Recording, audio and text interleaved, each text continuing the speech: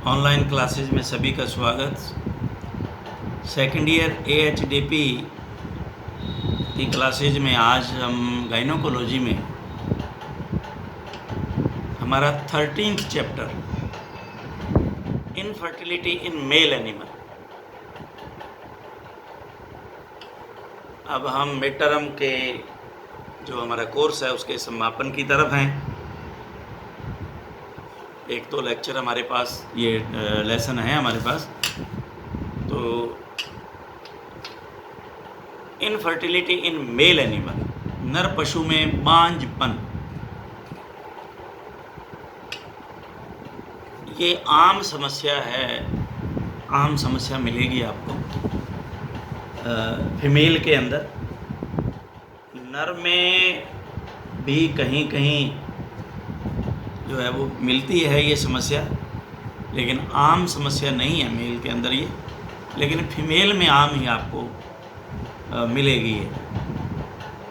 और इसके कारण क्या हैं इसको हम जानेंगे। पहले जानेंगे नर में अगर है तो वो किस कारण से। नर पशुओं में बांझपन, मेल इनफर्टिलिटी की उतनी ही अहमियत है जितनी मादा पशुओं में बांझपन, फीमेल इनफर्टिलिटी की। मेल इनफर्टिलिटी की भूमिका फीमेल इनफर्टिलिटी से ज़्यादा अहमियत रखती है, क्योंकि ये 50% हर्ड का होता है। संतान में मेल व फीमेल के आनुवंशिक लक्षणों में बराबर सहयोग होता है। तो इसमें अगर कोई प्रॉब्लम्स हैं तो वो आगे जो है वो बच्चे में आनुवंशिक लक्षणों में बच्चों में जाएंगे। अब है नर का जो बांझपन, मेल इनफर्टिलिटी, वह अवस्था जिसमें नर पशु बच्चे पैदा करने में असमर्थ हो, लेकिन उचित उपचार के द्वारा इस प्रकार का बांझपन ठीक किया जा सकता है। ये जो है मेल इनफर्टिलिटी। और एक होती है नर नपुंसकता, मेल स्टरिलिटी, वो स्टराइल ही हो जाता है। इस मेल इनफर्टिलिटी में क्या होता है कि अगर दवाइयाँ दी गई और वो ठीक हो जाता है, लेकिन ये है इनफर्टिलिटी और ये है स्टरिलिटी। अगर स्टराइल हो गया तो वो फिर कुछ भी करो वो ठीक नहीं हो सकता। तो ये नर नपुंसकता और नर बांझपन में जो है फ़र्क है। तो नर नपुंसकता में क्या लिखते हैं, मेल स्टरिलिटी, नर पशु उपचार के बाद भी संतान उत्पन्न करने की स्थायी रूप से क्षमता नहीं रखता। ऐसी स्थिति को नर नपुंसकता, मेल स्टरिलिटी कहते हैं। नर के बांझपन, नपुंसकता को लेगर ऑफ ने 1938 के द्वारा 3 भागों में बांटा। साइंटिस्ट ने 1938 में। पहला है इम्पोटेंशिया कोंडाई। इम्पोटेंशिया कोंडाई बाह्य, मेल का बाह्य जो है असमर्थता। अब उसमें बहुत कुछ आ जाता है। असमर्थता, बाह्य असमर्थता। और उसके बाद में आता है इम्पोटेंशिया जेनेरेंडाई, अंदर की जो जितने भी प्रॉब्लम है वो। तो ये संभोग में असमर्थता इम्पोटेंशिया कोंडाई, निषेचन में असमर्थता इम्पोटेंशिया जेनेरेंडाई।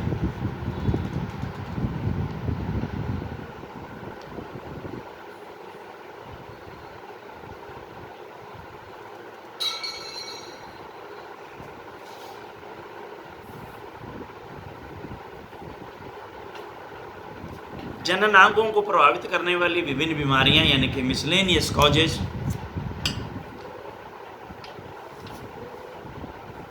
अब एक एक करके इनका जो है विवरण इन्होंने दिया है। इम्पोटेंशिया कोंडाई,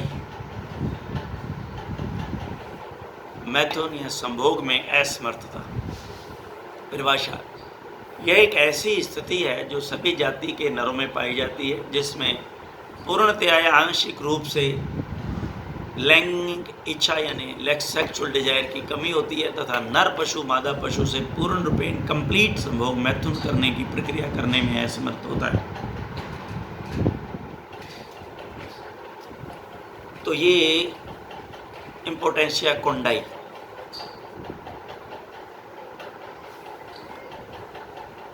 संभोग यानी मैथुन करने की प्रक्रिया में ही असमर्थ होना, बाहरी इम्पोटेंशिया कोंडाई। मादा पशु में नपुंसकता बांझपन को आसानी से देखा जा सकता है। जैसे नर पशु जब माउंट करता है तो खड़ा ना रहना, मद के लक्षण प्रदर्शित ना करना, लेकिन नर में मैथुन क्रिया एक जटिल क्रिया है। इसमें मादा पशु को सूंघना, उसकी तरफ आकर्षित होना, इरेक्टनेस ऑफ द पेनिस, और उसके बाद में इरेक्टेड पेनिस बाहर निकालना, मादा पशु पर माउंट होना एवं पेनिस को मादा प्रजनन अंगों में प्रविष्ट करना तथा पूर्ण रूप से थ्रश के साथ सीमन का एक श्रृंखलन कर वापस उतरना, ये पूरा का पूरा प्रक्रिया जो है वो इसकी यह एक बड़ी जटिल क्रिया है। अब इसमें कहीं भी व्यवधान आया, कहीं भी व्यवधान आ गया तो ये इम्पोटेंशिया कोंडाई है, बाहरी। नर में इस प्रकार की नपुंसकता के निम्न कारण हो सकते हैं। नंबर 1, आनुवंशिकी कारण हो सकता है, आहार भी उसका कारण हो सकता है, प्रजनन तंत्र के रोग हो सकते हैं, उम्र हो सकता है, और प्रबंधकीय मैनेजमेंट में कहीं कमी हो सकती है, मानसिक रोग तथा स्नायु तंत्र टेंडन आदि के विकार हो सकते हैं, जोड़ों मांसपेशियों के रोग उनमें विकार हो सकते हैं। अब जैसे पेनिस या प्रिप्यूस के रोग हो सकते हैं, जिनमें हमने कई तो आपको बता भी दिए थे। बेलेनोपोस्थाइटिस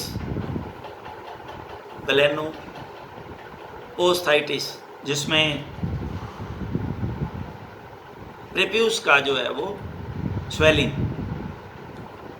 इन्फ्लेमेशन। फाइमोसिस, पेनिस का बाहर ही ना निकलना। पैराफाइमोसिस, बाहर है तो अंदर नहीं आना। प्रिप्यूस और पेनिस के बीच में एडिजन हो जाना, बंद यूं जो है वो सख्त हो जाना। पेनिस का रप्चर हो जाना, उस पर पेनिस पर कोई ट्यूमर वगैरह होना, और प्रोलैप्स, प्रिप्यूशियल प्रोलैप्स, प्रिप्यूशियल ट्यूमर, ये भी हो सकते हैं। तो ये इस तरह के ये बहुत सारे कारण हैं। इनके आगे आप जैसा जैसा मैंने बताया आप हिंदी में इनको लिख लेना। अगर ये याद नहीं हो आपको तो ये हिंदी में भी आप लिख सकते हो, ऐसा कुछ नहीं है। अब इसमें पहला है जेनेटिक कारण और आनुवंशिकी, हेरिडिटरी। इस कारक के कारण से नर पशु में जो नपुंसकता आती है उसको बढ़ाने तथा प्रदर्शित करने में वातावरण का मुख्य भूमिका रहती है। यह प्राय देखा जाता है कि एक पैतृक की संतानों में मैथुन की क्रिया में असमर्थता अलग अलग देखी गई। इसलिए माना जा रहा है कि यह असमर्थता का नियंत्रण जीन पर भी निर्भर करता है। कुछ पशुओं में संभोग की प्रवृत्ति, ड्राइव यानी कि वह काम वासना, सेक्स लिबिडो अलग अलग होती है। यहाँ तक कि जुड़वां जन्मे बच्चों में भी, उदाहरण भारतीय भारवाहक ड्राफ्ट जो है नस्ल, जैसे नागौरी, अमृत महल, में उक्त दोनों सेक्स डिजायर्स व सेक्स लिबिडो ज़्यादा है, जबकि दुधारू नस्ल मिर्च कैटल, साहिवाल, गिर आदि में कम होती है।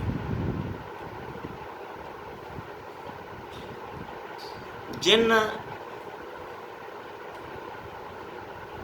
ब्रीड्स को बाहर वाहन के काम में लिया जाता है ज़्यादातर, उनमें सेक्स लिबिडो ज़्यादा है।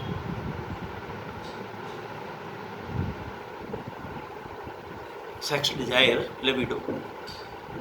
और मिल्च जो वाली हैं, जो ब्रीड है, दूध देने वाली जो गायें हैं, उनके जो है मेल है, उनमें साहिवाल हैं, गिर आदि में ये कम पाई जाती है।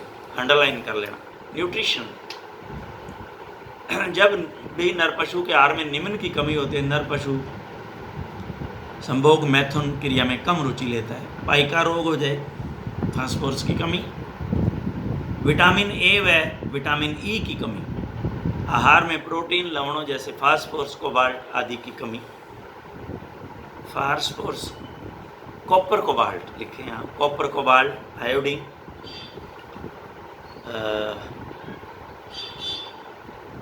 फास्फोरस और कॉपर कोबाल्ट तो ये विशेष तौर से हैं। इसके निम्न कारण, वे नर पशु जिनके आहार में विटामिन ए, प्रोटीन, लवणों आदि की कमी होती है, तो पशु कमज़ोर हो जाता है तथा उसमें युवा अवस्था भी देरी से आती है। इसी प्रकार यदि पशु को अधिक आहार देते हैं तो वह शारीरिक रूप से अधिक भार कम हो जाता है, पेट बड़ा हो जाता है, अतः मादा पशु पर पूर्ण रूप से माउंट कर मैथुन क्रिया को सुचारू रूप से अंजाम नहीं दे पाता, अतः पशु को संतुलित आहार ही देना चाहिए। अन्य दैहिक रोग, सिस्टेमेटिक डिजीजेज, जब पशु को दैहिक तंत्रों की पुरानी, क्रोनिक या तीव्र एक्यूट बीमारी हो जाती है। क्रोनिक हो बहुत लंबी, अब तो हमें अक्यूट और क्रोनिक का पता लग गया कि क्या क्या होती हैं, तो उनमें अगर वो एक्यूट है या क्रोनिक है, बीमारी है, तो हो जाती है जिसमें पशु कमज़ोर होने लगता है। जैसे निमोनिया हो गया किसी को लंबा, क्रोनिक, ट्यूबरकुलोसिस होगी, पैराट्यूबरकुलोसिस, आंतरिक पेट के कीड़ों का संक्रमण और पेरिटोनाइटिस की संभावनाएं आदि जो है ये। यहाँ तक कि दांतों का रोग भी नर पशु की संभोग में रुचि कम कर देता है, क्योंकि पशु खाना आसानी से चबा नहीं सकता, जिससे वह कमज़ोर हो जाता है। नर पशु जब निम्न प्रजनन रोगों से ग्रसित हो जाता है तो भी वह मैथुन क्रिया के लिए असमर्थ हो जाता है। इम्पोटेंसिया कोंडाई हम पढ़ रहे हैं, ध्यान रहे, ये सारे के सारे बाह्य जो लक्षण मैं आने आपको बताया था यार, ये इम्पोटेंसिया कोंडाई में आते हैं। अब शिशनमुंड शोथ व शिशनमुंड छंद शोथ, बेलेनोनाइटिस या बेलेनोपोस्थाइटिस,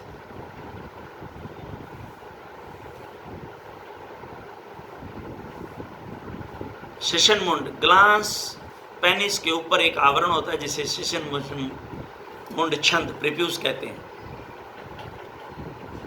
जब ग्लांस पेनिस अकेले की जब स्वेलिंग होती है तो उसको बेलेनाइटिस कहते हैं, और अगर प्रीप्यूस साथ में होता है तो इसको बेलेनोपोस्थाइटिस।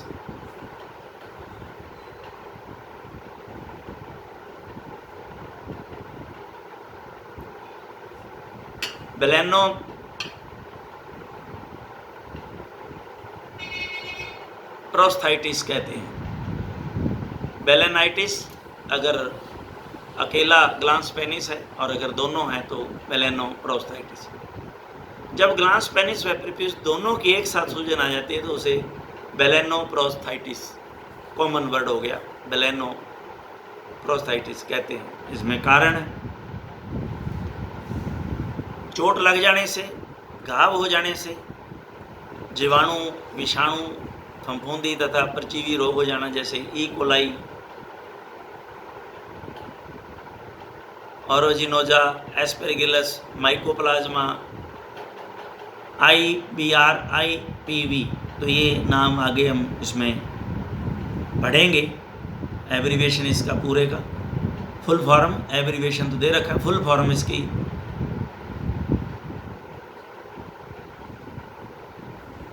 IPR और IPV। लक्षण जो है इनमें, सिम्टम, पशु के प्रिप्यूस व शिशन मुंड यानी ग्लांस पेनिस के घाव हो जाता है, तो चोट लग जाती है, तो दोनों के बीच में एडिजन, एक दूसरे को ये एडिजन हो जाना, जुड़ाव हो जाना, दोनों जुड़ जाते हैं, तो प्रिप्यूस पीछे नहीं जाता। अब प्रिप्यूस पीछे नहीं जाता तो ग्लांस पेनिस जो है वो आगे नहीं आता हो जाता, तथा वह इस एडिजन का नर पशु मादा से संभोग क्रिया के दौरान पेनिस को बाहर नहीं निकाल पाता। यदि निकालता है तो दर्द महसूस होता है और फिर डिसमाउंट हो जाता है, ये भी कारण है। पशु में लिंग पर सूजन आ जाने के कारण पशु एक साथ खुलकर पेशाब नहीं करता, बल्कि बूंद बूंद पेशाब करता है। ट्रीटमेंट,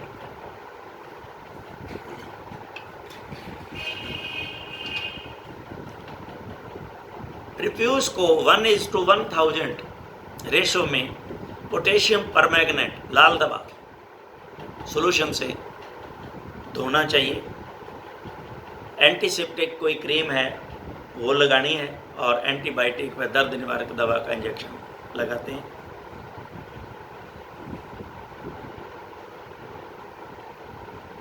अभी ये इन्होंने लिख तो दिया, अभी एंटीसेप्टिक क्रीम, इसमें बेस्ट जो है वो बेस्ट जो है सोफ्रामाइसिन ह्यूमन बींग फार्मा की है, बहुत अच्छी, बहुत ज़्यादातर काम में ली है ये ज़्यादातर हमारे पास डॉग आते थे इस प्रॉब्लम को लेकर के, और उसमें सोफ्रामाइसिन को हमने बड़ा अच्छे तरह यूज़ किया, बड़े अच्छे परिणाम निकले। और उसमें बजाय कि 1:1000 पोटेशियम परमैंगनेट को डालने के, आजकल जो है वो पॉविडिन सोल्यूशन है, 0.5% आता है, उसी से उसको वॉश कर देते थे, और वही उसमें सोल्यूशन जो है वो उसी से धो के वही सोल्यूशन उसमें प्रिप्यूस में अच्छी तरह से अंदर डाल देते थे।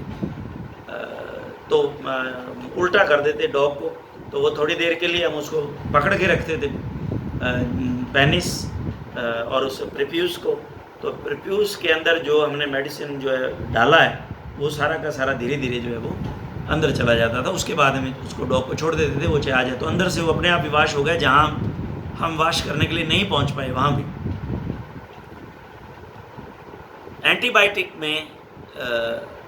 एंटीबायोटिक में जो ज़्यादा इसमें काम करती हैं,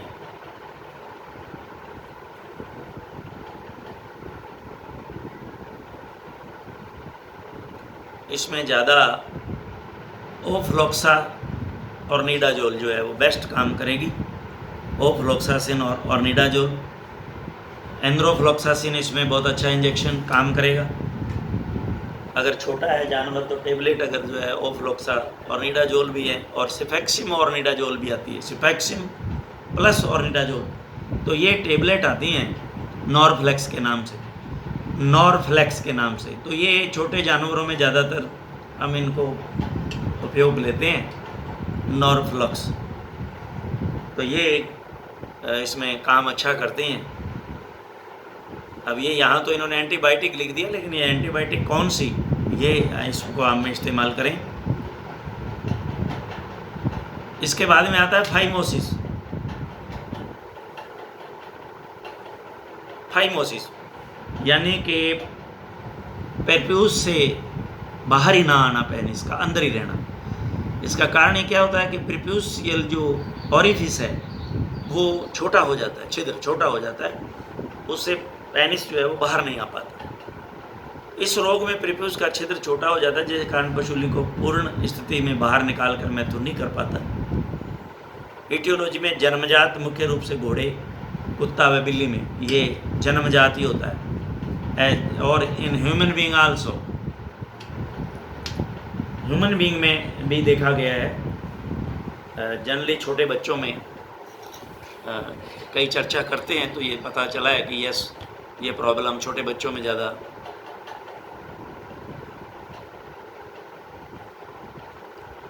उसके बाद में लिंग के चोट लग जाना, लिंग पर किसी कारण से घाव हो जाना।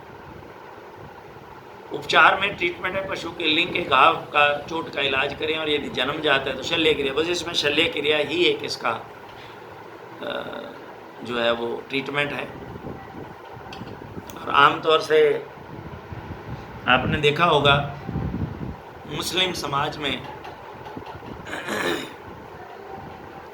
इस प्रोप्यूशियल आगे के पार्ट को, छोटा जब नवजात बच्चा है तो उसी समय ही उसको जो है वो कट कर देते हैं, ये उसी समय उसको कट कर देते हैं ताकि वो जो ग्लांस पेनिस है वो बाहर ही रहता है, ये समस्या ही नहीं आती। तो ये इसका चाहे वो सर्जरी से रिमूव कर दो, चाहे वो इस तरह से कर दो, अगर ऐसी समस्या है तो उसको इस तरह से भी हैंडल किया जा सकता है। पैराफाइमोसिस, पैराफाइमोसिस, अब ये बाहर आ गया, अगर मान लो ग्लांस पेनिस या पेनिस, तो प्रीप्यूस के अंदर नहीं जा पाता। तो ये ऊँटों में ज़्यादातर जनरली देखने को मिलता है। यह वह स्थिति है जिसमें पशु बाहर निकाले हुए लिंग को वापस प्रीप्यूस में नॉर्मल स्थिति में नहीं ले पाता। तो ये बहुत सारे केस जो हैं ऊँटों में आते हैं। क्या करता है, जब ये ऊँट बैठता है, जब ये सर्दी का मौसम होता है, कहते हैं ना झूठ आगे हुए, झूठ में होता है, जब वो गुल्ला बाहर निकालता है, आपने देखा होगा सॉफ्ट पैलेट, झूठ करता है, फुला लेता है इसको। तो उस अवस्था में क्या करता है, तो कई बार जानवर जो है वो ये उस समय आपको पता है टेस्टोस्टेरोन हार्मोन का स्तर बढ़ा हुआ होता है, तो ये जो अपने पेनिस को निकाल करके बैठा बैठा नीचे मिट्टी में जो है वो गाड़ता रहता है, मिट्टी में निकाल के उसको घुसेड़ता रहता है। तो ये करने से बार बार क्या होता है कि उसके इतनी वो मिट्टी लग जाती है कि वो वापस जो है वो प्रीप्यूशियल शीथ में जा ही नहीं पाता। तो ये बड़े केस मेरे पास भादरा में आए हुए, भादरा के अंदर ऐसे केसेज हमारे पास आए, और ये बड़ा टिपिकल था लोगों के लिए कि भाई ये क्या हो गया, जबकि ये कुछ भी नहीं था, कोई लंबी खास बात भी नहीं है।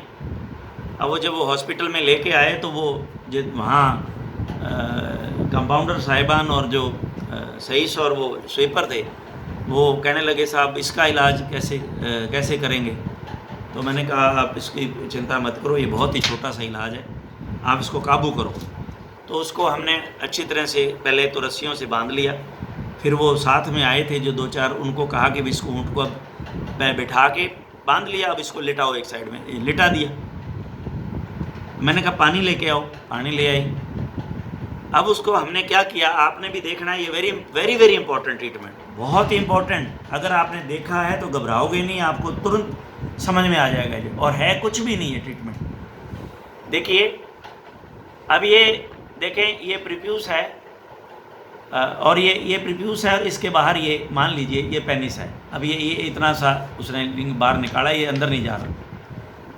अब आपने क्या करना है, कुछ नहीं आपने करना, कॉटन लेना है, और कॉटन के साथ जो बाहर जो लिंग है निकला, इसको आपने आराम से पकड़ना है, इसमें कोई जोर नहीं ज़्यादा लगना, आराम से इसको पकड़ना है, और जो लिंग अंदर है प्रीप्यूस के, आपने उसको बाहर निकालना है, धीरे धीरे धीरे धीरे बाहर निकालिए।